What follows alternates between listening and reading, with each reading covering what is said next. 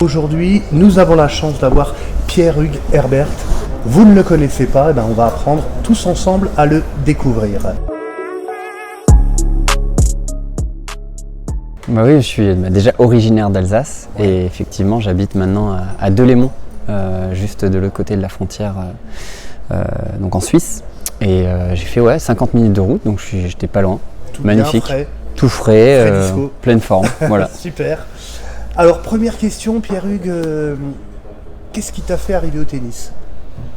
Moi c'est assez simple comme réponse parce que mon père était prof de tennis et ma mère était également prof. Donc je suis né dans une famille tennis, j'avais ma sœur qui jouait aussi à un bon niveau. Donc j'ai grandi avec ça et j'ai tout de suite adoré ce sport. Ça m'a tout de suite fait rêver, Roland Garros, la totale. Donc voilà, réponse assez simple. Super, super. D'autres sports que tu affectionnes Oui, alors j'ai joué au foot jusqu'à mes 14 ans, j'adorais. L'esprit d'équipe un peu, le fait de jouer, de jouer un peu pour son coéquipier, de construire quelque chose ensemble, qu'on retrouve pas trop dans le tennis parce que c'est un peu un sport individuel, à part en double finalement, je l'ai retrouvé un peu en double et c'est vrai que j'adore ce côté-là dans le sport finalement, ce partage. J'ai adoré le basket, j'ai jamais joué en club, mais je passais à l'école tous les petits moments que je pouvais avoir, je les passais à jouer au basket. Okay. Et après, il y a plein d'autres sports que je pratique et qui me font du bien. Je fais du ski de fond l'hiver, j'adore le ski de fond. Et c'est bon pour le cardio. Voilà, c'est bon pour le cardio, pour l'entraînement physique. Essentiellement les sports de balle, j'aime bien, mais je dirais que déjà ces trois sports-là, c'est pas mal. Alors, je rebondis tout de suite. Tu évoques effectivement un sport individuel, tes plus belles performances et ton palmarès. En gros, il s'est construit à deux. À deux et avec le même partenaire, quasiment, avec Nicolas Mahut, avec qui on a eu un franc succès, on va dire, sur le circuit principal. On a plutôt pas trop mal joué, on est plutôt assez fiers de nous. Je connais pas d'autres personnes qui peut se vanter d'avoir quand même gagné les 4 grands chelems. Ouais, ça c'est pas mal. C'est pas mal. En simple, c'est magnifique. Ouais, ça aurait été encore mieux en simple. Mais en double, déjà c'est Mais il n'y a très pas bien. d'autres Français. Il n'y a pas d'autres Français. Il y a 4 équipes en soi qui ont réussi cet exploit. Il y a donc les Bryan, il y a une équipe hollandaise et il y a les Woodies, une équipe australienne. Et c'est vrai que même avec Fleming l'avait pas fait. Non. Il me semble que non, il n'a pas fait le Grand Chelem, il devait lui manquer l'un ou l'autre des 4. Sûrement Roland Garros. Peut-être, oui. C'est vrai que c'est pas une grande histoire d'amour avec Roland Garros, McEnroe. Oui. Alors, dans un sport, on a des victoires, on en a parlé un peu, on a aussi des défaites. On en a, nous, noté 9 principales, notamment dans des finales. Des défaites peuvent servir à rebondir. Pour toi, c'est laquelle qui t'a peut-être fait le plus mal ou qui t'a peut-être donné plus envie aussi de repartir le lendemain ? Déjà, c'est vrai que j'ai plus le souvenir des victoires. Après, si je devais choisir une défaite, ce serait peut-être la seule qu'on a eue en finale d'un Grand Chelem. C'était la toute première, en Australie en 2015. Tout était allé assez rapidement. C'était le premier Grand Chelem que je jouais en fait. Et avec Nicolas, on est arrivé jusqu'en finale, ce qui était déjà un exploit. Et c'est vrai que cette finale, elle a été dure à gérer, on va dire, et très douloureuse, parce que quand on est à une marche de son premier Grand Chelem, c'est juste incroyable. Et en même temps, elle nous a vachement permis d'avancer. Et d'ailleurs, 2 Grands Chelems ou 3 Grands Chelems plus tard, on gagnait à l'US Open, et on faisait un exploit en allant chercher ce titre-là. Donc si j'en y en avais une à retenir, je dirais que c'est cette défaite en finale de l'Australian Open 2015 qui a été très forte en émotion parce que c'était ma première finale et aussi parce que ça marque, c'est clair. Voilà. Mais ça a marqué positivement, on va dire. Au départ un peu négativement parce que c'est toujours des émotions difficiles à gérer sur le moment, mais finalement je pense qu'elle m'a vraiment permis de grandir et elle nous a permis de grandir en tant qu'équipe. Et de construire. Exactement. Un futur palmarès. Voilà. Super. Alors on revient sur le plan tennistique pur. Le joueur qui t'a le plus marqué? Alors que peut-être que tu as pu rencontrer. Il y en a en plusieurs, simple. hein. Il y en a forcément plusieurs, mais bon, je vais pas être très original, mais c'est Roger Federer. De un, parce que voilà, j'ai eu la chance de le voir évoluer dans pas mal de moments de ma vie. Déjà en étant extrêmement jeune, parce qu'il est arrivé extrêmement tôt sur le circuit. Donc ça a été vraiment un modèle pour moi. Et ensuite, en grandissant, en progressant, j'ai même appris à le côtoyer sur le circuit. Et voilà, c'est celui qui m'a toujours fait le plus rêver, par à la fois son jeu, mais par son humanité, par l'homme que c'est, par sa gentillesse, sa simplicité. Alors que voilà, je pense que c'est une légende vivante d'une certaine manière. Et par sa passion aussi de ce sport, voilà, on a l'impression, ça faisait quasiment 20 ans qu'il était sur le circuit, j'avais l'impression de voir un junior qui sortait de sa première année, qui découvrait les tournois. Enfin, il est passionné par ce sport et c'est magnifique à voir, en plus de tout le talent qu'il a.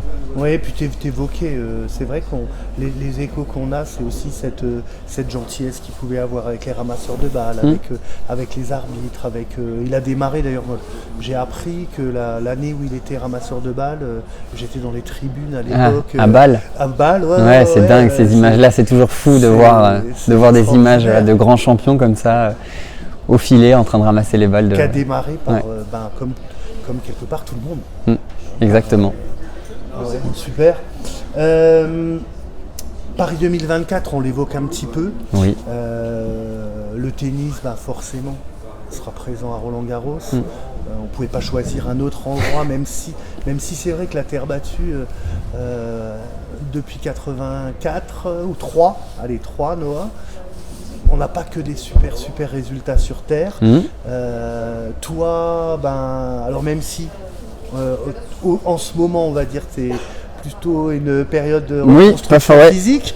Pas la meilleure période de ma vie, effectivement. Et je sors de 5... je suis à 5 mois de blessure, là, quasiment. Donc, c'est quelque chose que j'ai jamais vécu dans ma carrière. J'ai jamais été blessé plus de, on va dire, 2 mois, 1 mois et demi. J'ai eu des blessures, hein, mais ça n'a jamais été très grave. Et là, je me suis vraiment endommagé mon genou sérieusement. Je ne suis pas passé loin de l'opération. Et voilà, j'ai réappris tout simplement à marcher. Donc c'est sûr qu'aujourd'hui, Paris 2024, c'est un objectif forcément, parce que jouer à la maison, une Olympiade, c'est juste le rêve de n'importe quel sportif, dont le mien. J'en ai fait 2, effectivement. On va pas parler des résultats. Non, on va pas parler des résultats. Mais comme dit, c'est Coubertin, c'est très important. Voilà, il faut participer déjà. L'important, c'est de participer.